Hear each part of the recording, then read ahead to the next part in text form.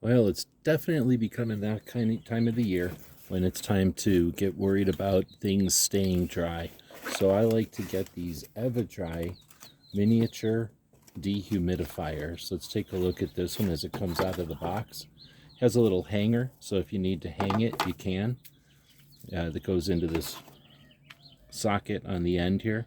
That way you can hang it in on a bar or something. So let's take a look. We've got a plug that comes in on the back, and now you can just plug it into the wall. And the reason you'd plug it into the wall is to dry it out, to warm it up. And you'll know when it needs to go into the wall because it'll turn a darker green color.